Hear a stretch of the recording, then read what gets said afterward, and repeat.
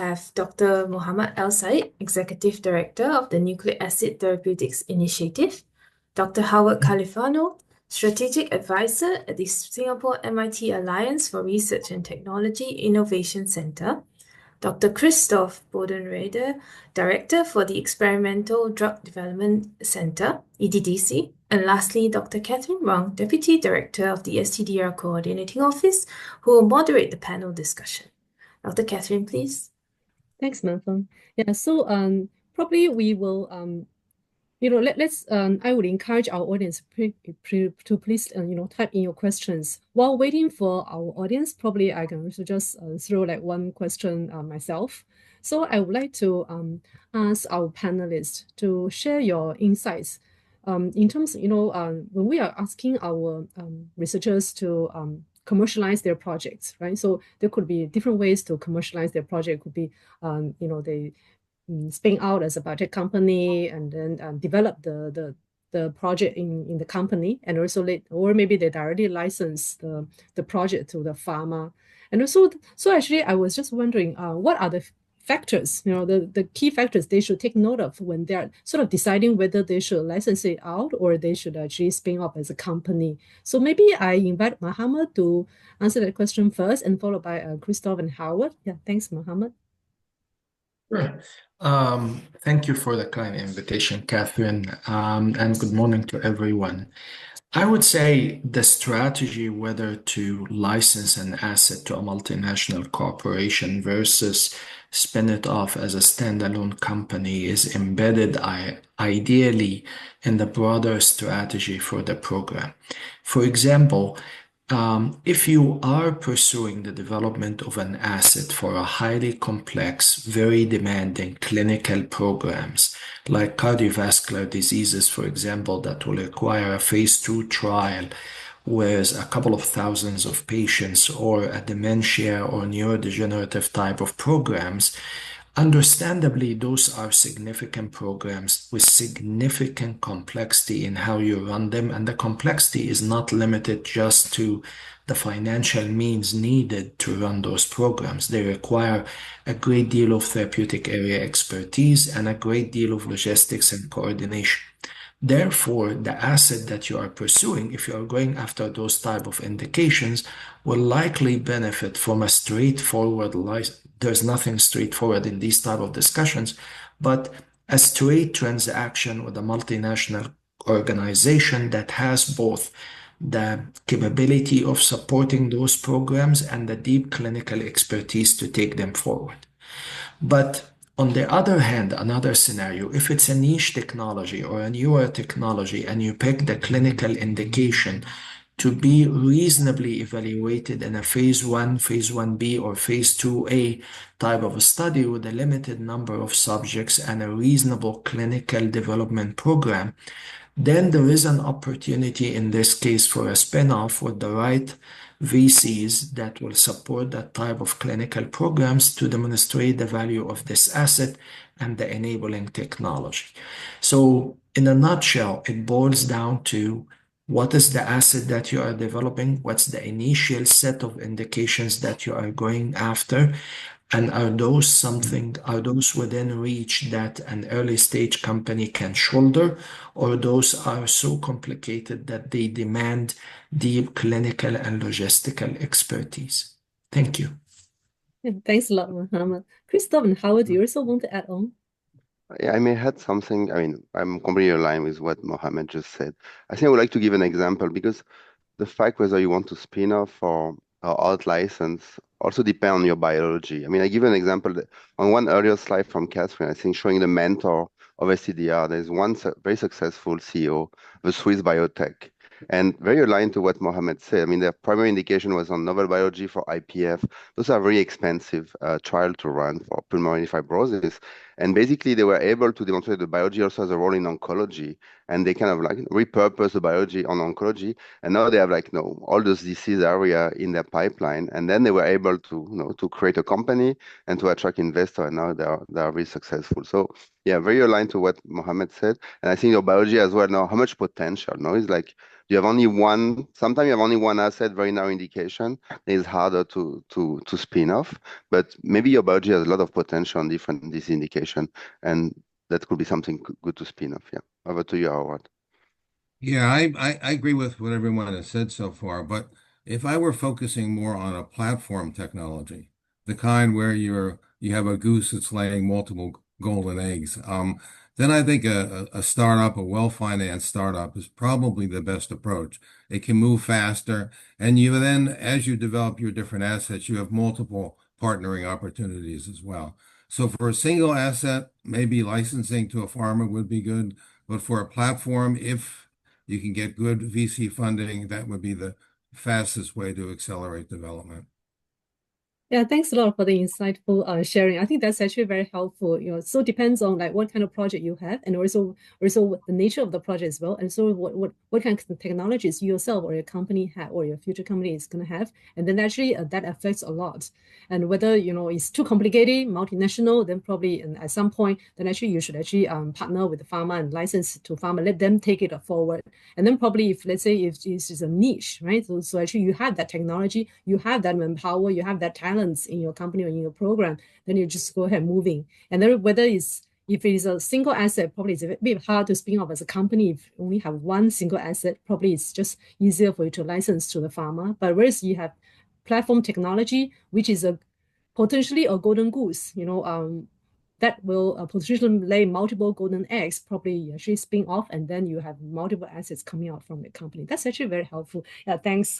Another question I do notice that some of our audience asked whether we are supporting cell therapy project. The answer is yes, but actually I want to extend that question a bit. So since we know that now cell therapy is a bit tough, I would say it's a very tough time for cell therapy project right now outside, for VC funding. So probably let's see whether we can also give some advice to cell therapy project. What are the, how they can sort of improve their project, or what are the key factors they should consider when developing cell therapy that could be a bit more attractive or win that kind of situation that they hopefully in the next few years they can secure the funding from VCs or get some interest from pharma. So maybe I let Howard start first and followed by Mohamed and Christophe. Yeah, thanks.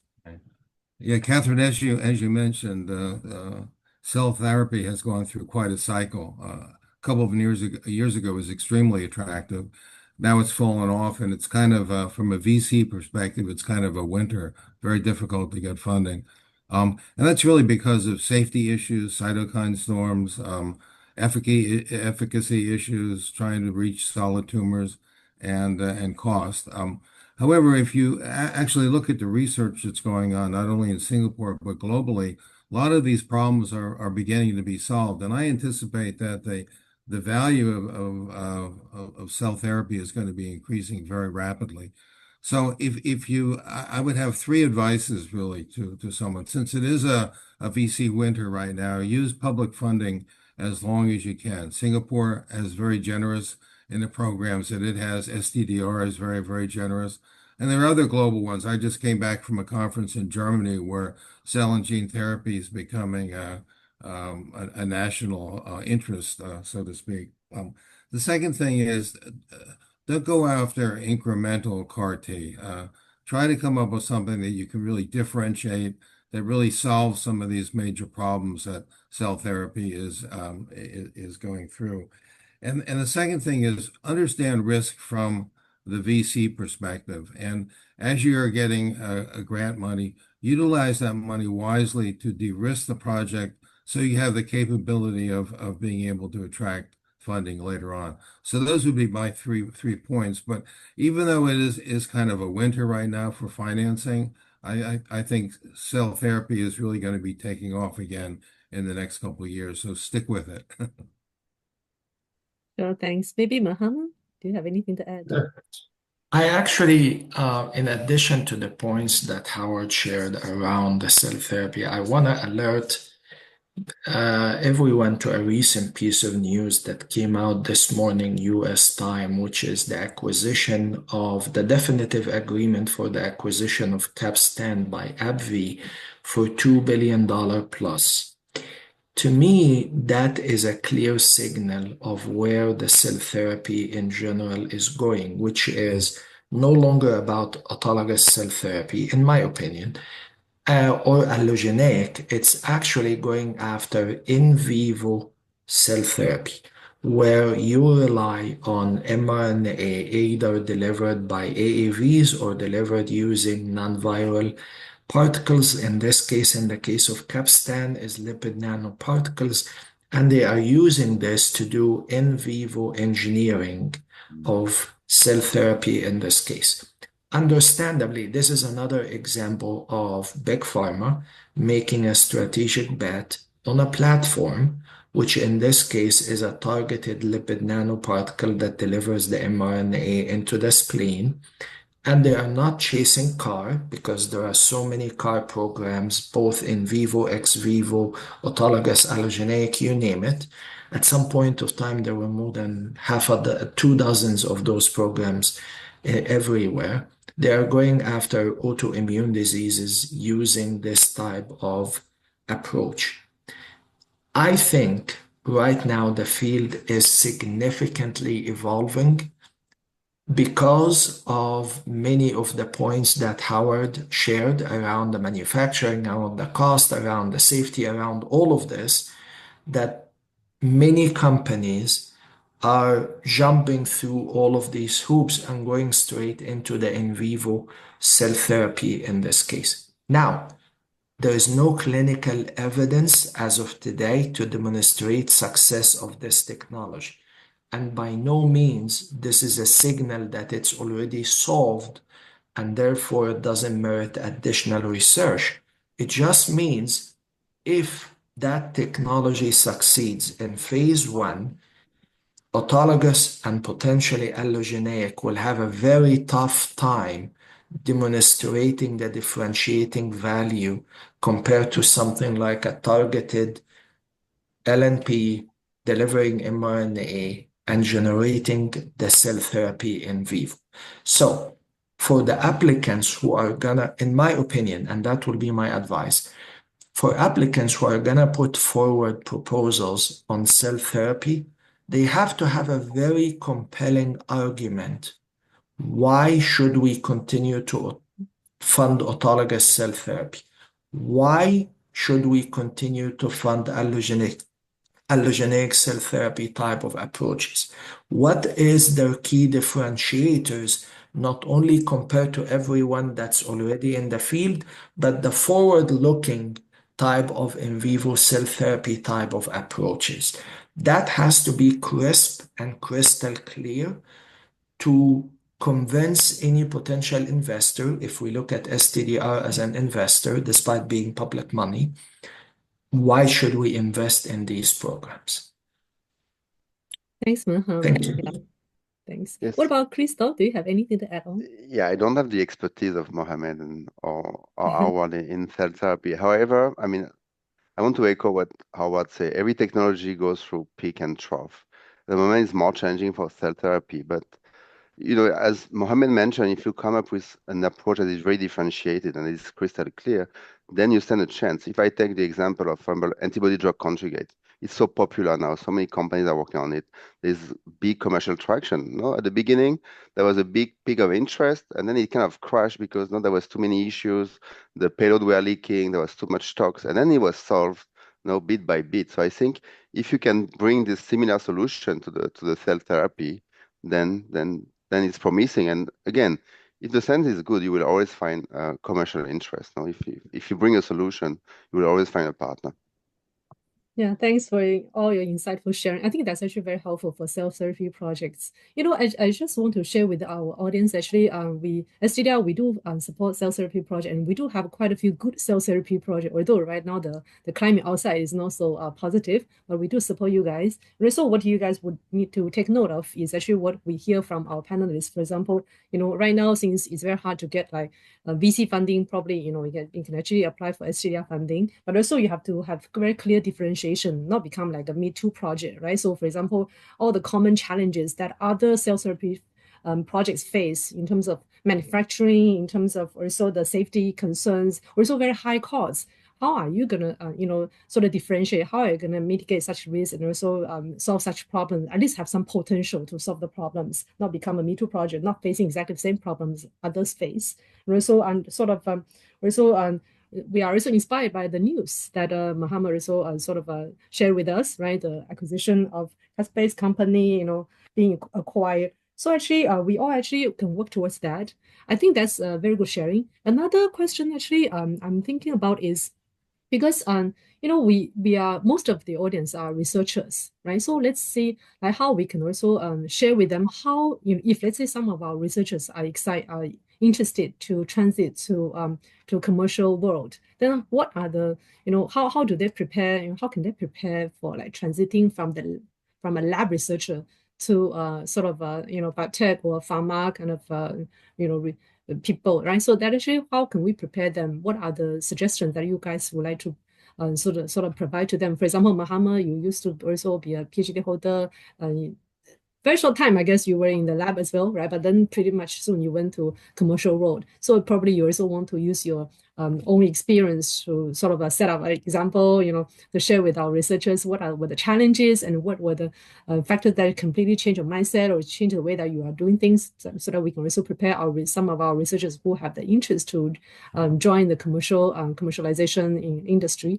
And also in terms of, I think, Christophe, you probably also previously was also in as a PhD holder, and later on now you're in the EDDC. Howard, you have been nurturing a lot of researchers to become biotech CEOs. So you all can share, give some advice to our researchers based on either your own experience or what you have how you interacted with our researchers. So maybe Mohamed, using your own experience first, and then followed by Howard and Christophe. Thanks. Sure. I would say for any scientist, whether you are on the academic track in government R&D roles, and you are keen on making the transition, the natural and logical entryway will be through a research role of some sort. And I wouldn't obsess too much about the title in this case. If you are early career, you will walk in straight as a research scientist. If you have more experience, then understandably, you may be able to secure more responsibilities, more accountabilities, and that will be reflected in the title. But at the end of the day, as a scientist, you walk through a scientific gateway into a bigger enterprise like pharma, for example, like well-established pharma in this case. In terms of how you transition then from an R&D scientist to a CEO or a commercially oriented type of individual, my advice in this case is you need to have the 360 view on the whole drug development process. So you have to have the experience from discovery to early stage preclinical development, to a comfort and an appreciation of the clinical development and commercial positioning for the assets, because understandably, you will not be able to babysit a drug from ideation all the way to commercial launch, because that can easily take a couple of decades if you are lucky to be in one of those programs. But you have to have an element of comfort and an awareness through relationship, through keen engagement with those particular teams, and through change of roles within a bigger organization to get that 360 view in this case. That is key, because if you step into the role of a CXO, whether it's a scientific officer or an executive officer, you have to be able to engage the investors, and the investors, as it has been emphasized, they want a full story. What's the value proposition that you are bringing forward? What is the differentiation? How do I trust that you actually have a strategy and you are capable of executing on it? All of this demands an appreciation of the 360 that most people will acquire either in big pharma or big pharma and they transition to biotech before they step into that type of role. That will be my advice. But if you are coming from the research arena, your gateway primarily will be through the research arena first as a starting point. Thanks, Mohammed. And yeah, that's actually very helpful. And also probably we also asked Howard and Christophe if you have anything to add on. Well, I think taking a therapeutic, whether it's a drug or a platform, from the laboratory to the market is extremely difficult, as Mohammed shared. There's really a mind shift change that's necessary, taking your mind out of the four walls of the lab and starting to think about competitors, regulatory pathways, VCs, a whole bunch of things that scientists normally don't think about. And one thing that's very good about this particular STDR program is we do have boot camps and we do have mentors that actually help you through this process of this mind shift change. So we have a venture exploration that looks at product market fits, looking at where to position your product in the market so you could build a sustainable business. Venture design, which looks at once you have your TPP and your roadmap, what are your key experiments that you need to do to de-risk it sufficiently that you can raise subsequent funding? And then venture execution, how do you build your team? What role do you want to play in the team? How do you build a team that has a CTO, a CEO, and a COO that's able to actually move the product forward? What's your business model? And how do you raise money? This is all that's covered in the venture execution boot camp. So I think this mind shift change, which Mohammed mentioned, is so critical. And this 360-degree vision that he mentioned as well is very critical. And that's what we try to teach during this program. And we try to mentor the teams, the scientist teams, so that they can take this journey and be successful. Thanks, Howard. What about Christophe? Do you have anything Yeah, to I will again echo what Howard and Mohamed say. I think it's not only a mind change, is a life change as well. So I think for all our audience, the priority is to translate your research to something commercial. And as Howard mentioned, is that do you want to be a CXO in a company? Because then that's a very different life. I mean, you may be, scientific founders, keep shares in a company, have an eye on it, and then let experts, run the company for you, because that might be faster and more efficient. Because if you are to become a CXO, and in particular a CEO, I mean, your life will change, and basically your priority every day will be to look for the next round of money. How do I keep my company relevant? How do I keep my company floating? And how I secure a job, in the company? How I can make my product develop? So it's a completely different life. So something you may think earlier on, when you have this option still open.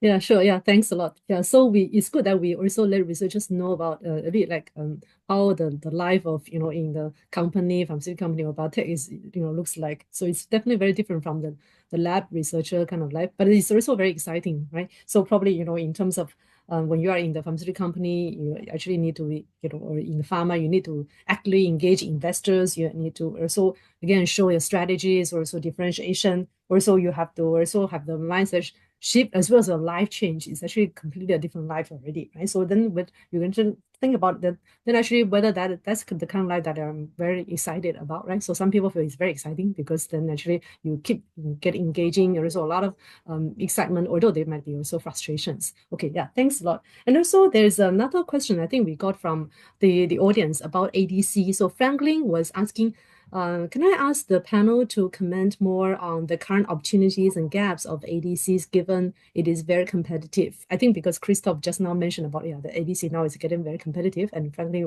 would like to hear a bit more from there. So maybe Christophe, you go first, and then followed by Mohammed, and see whether Howard also has anything to add on. Thanks.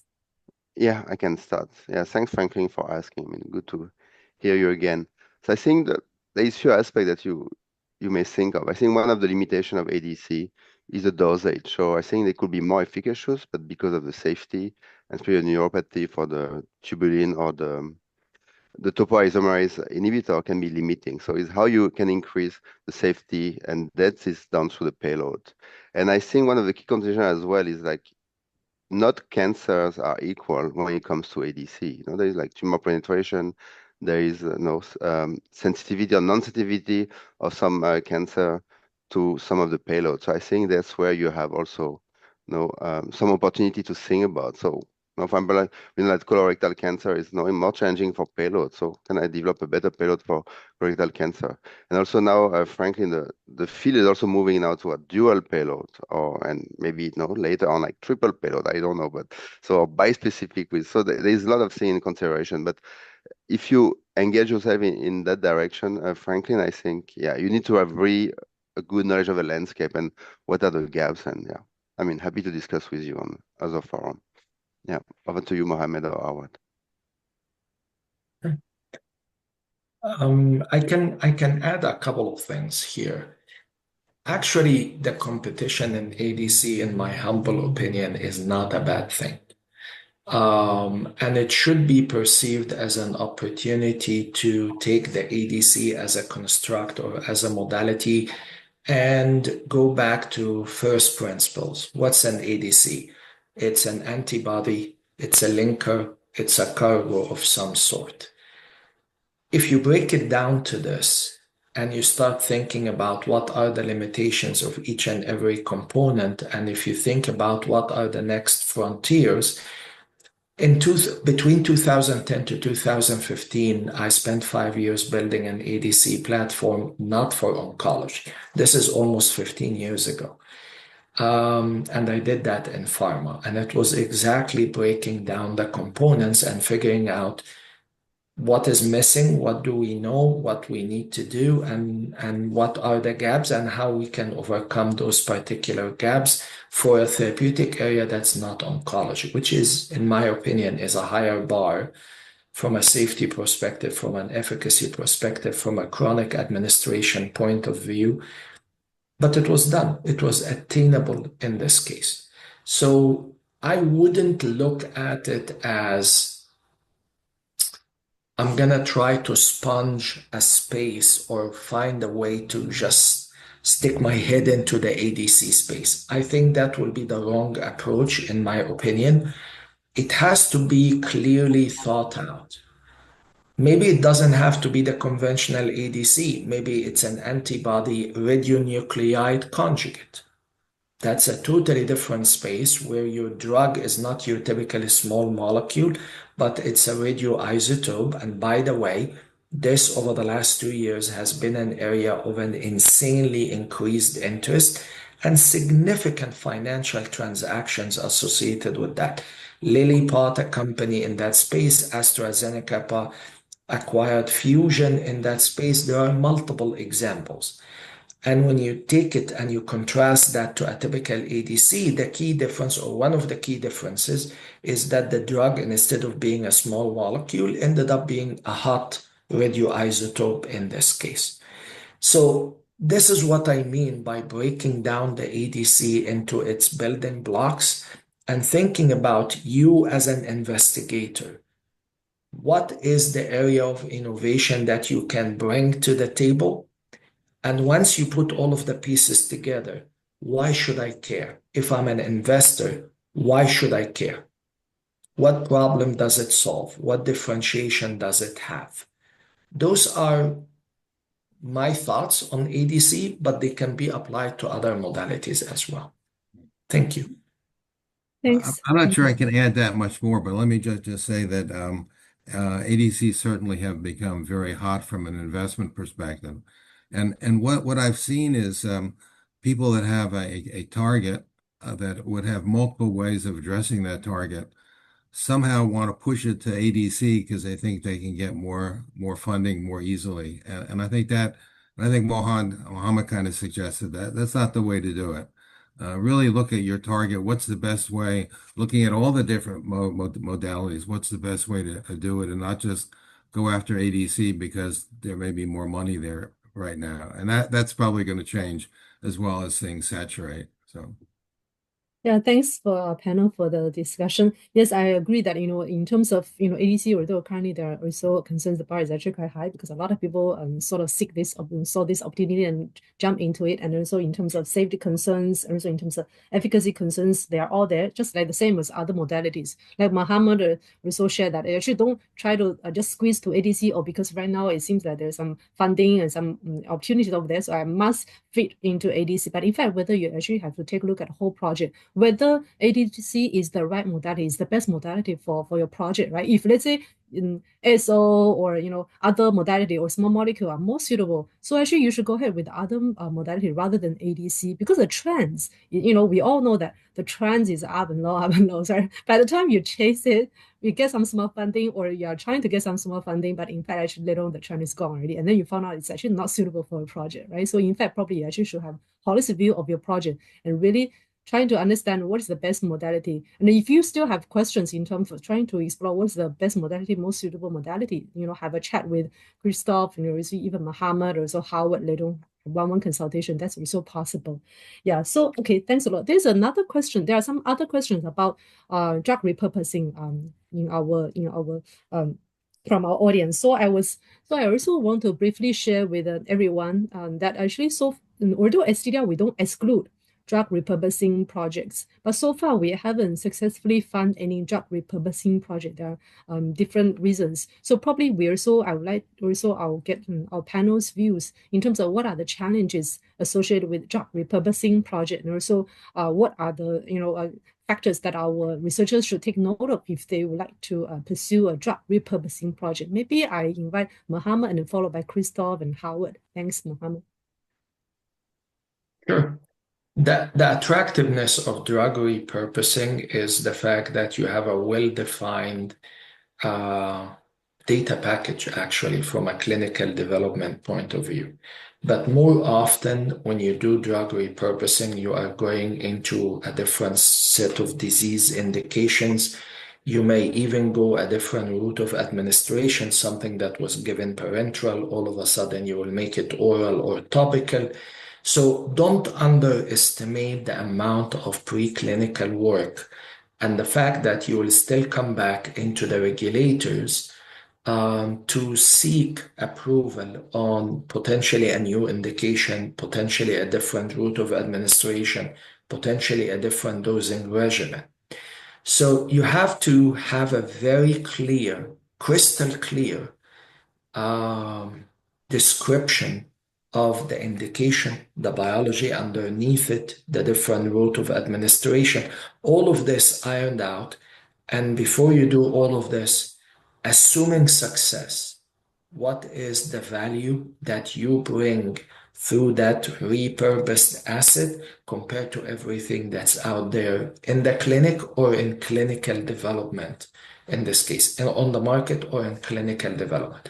If you do not have a very clear, favorable answer, I wouldn't do it.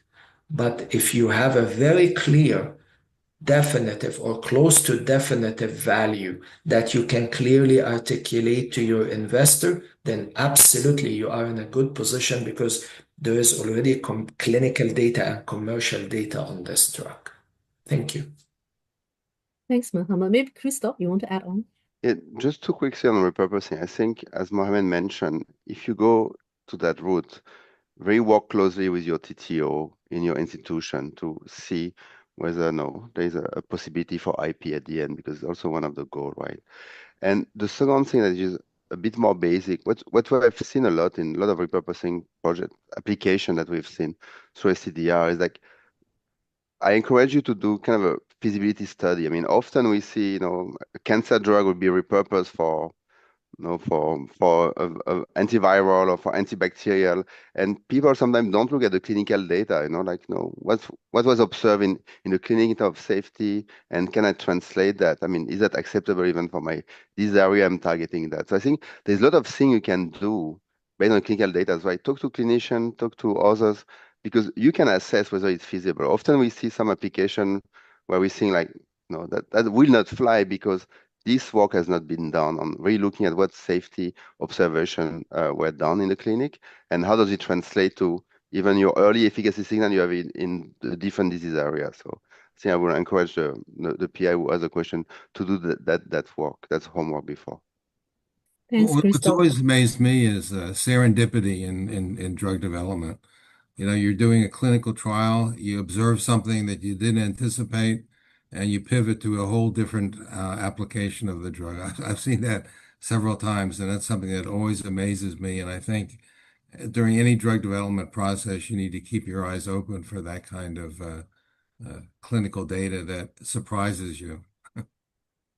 Sure, yeah. So actually, yeah, thanks a lot. I think basically, like Mohamed also shared that don't underestimate the amount of work that you need to do when you are conducting the drug repurposing. It's not that, oh, since the drug previously was used in another disease indication, it seems like I just tested out. You actually have to do a lot of preclinical development, just like what you do, using another kind of new drug as well, right? And also in terms of the challenges for drug repurposing, you also have to work closely with your TTOs, also talk to a lot of industry people, as well as clinicians, run through some non-confidential information about your project to see whether they have any concerns. It could be some safety concerns, it could be some IP, also talk to IP professionals to see whether you will be able to secure the IP as well, the whole package. And also try to see, but be a bit more open-minded. We're not saying that we are rejecting drug repurposing project, but you have to think about what are the factors you need to take into consideration when putting up whether it's going to be, like Mohamed said, whether you are going to have clear answers to all those different questions. If not,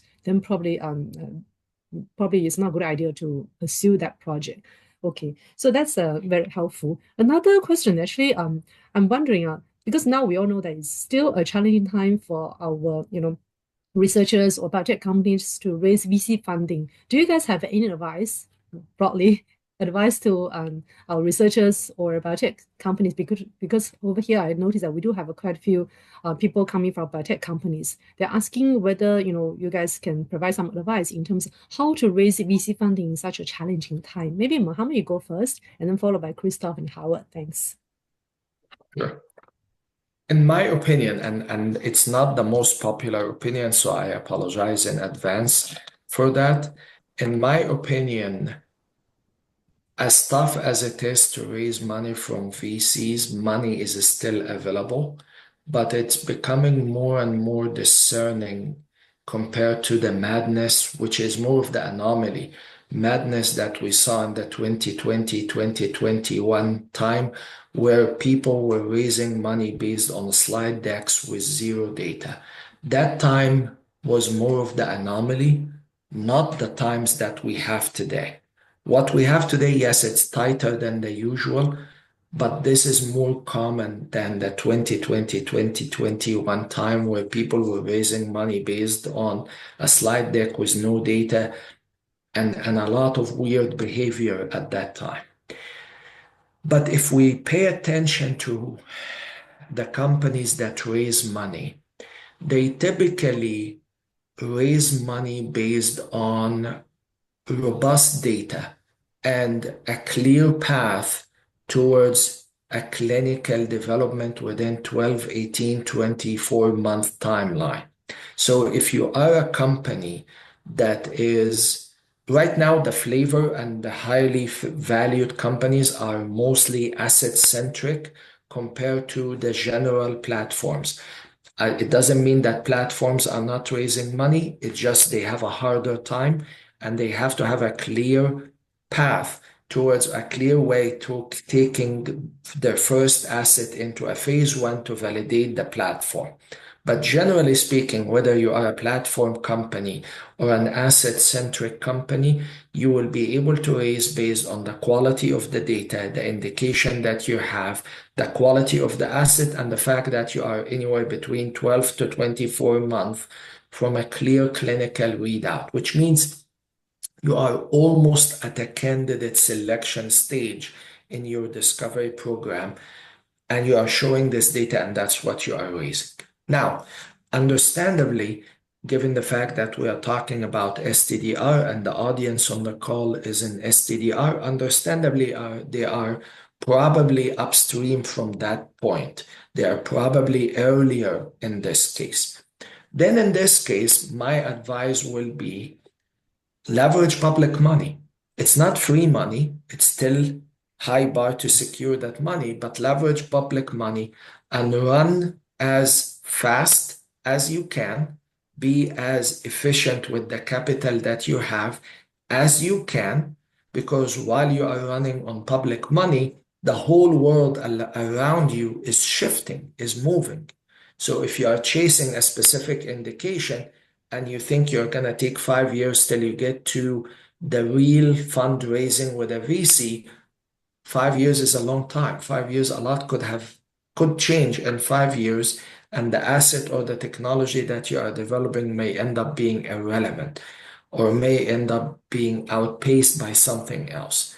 So I would say if you are very early, be capital efficient, be very focused on proving that your technology has legs and can generate actual assets that has a chance of being differentiated in the clinical setting.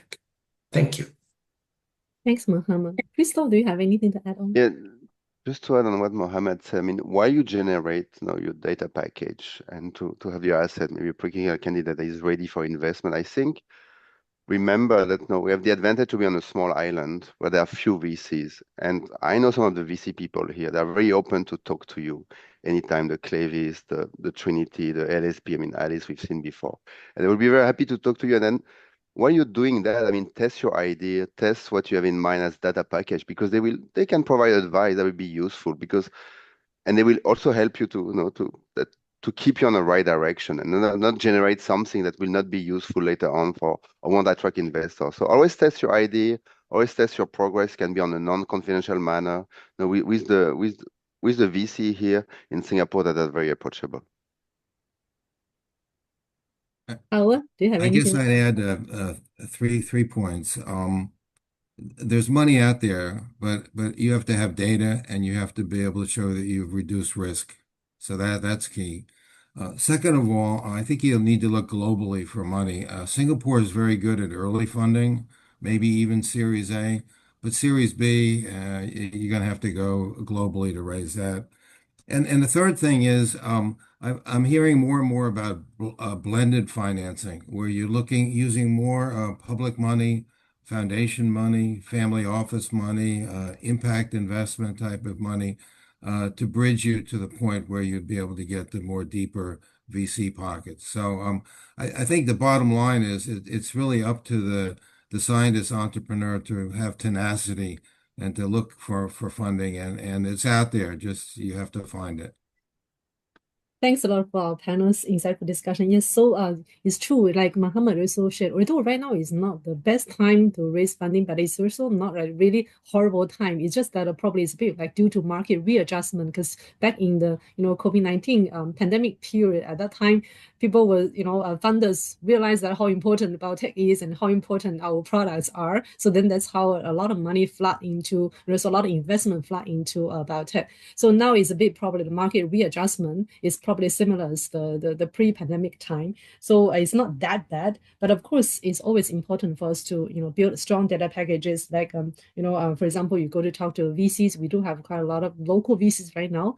Probably there could be two different purposes. One is to see whether you can raise funding, but if let's say you're not ready to raise funding, probably at least get some feedback from them and see whether they have any concerns, and go back and think about how you can strengthen your data packages. And then later on, once you have generated that strong data, then actually you can package them nicely and then get VC funding. Of course, also like Howard also shared, for biotech companies, if let's say you don't have to limit yourself to local VCs, but also reach out to global VCs, especially if let's say you already move towards like a Series B funding. Actually, a big part actually, in many cases actually from the the global VCs. Also, for the researchers who are currently in the lab, luckily you still have public funding, and you can actually apply for STDR. Even later on, if let's say you're working on nucleic acid therapeutic, you can also talk to Mohamed to see whether you can get public funding from NATi as well.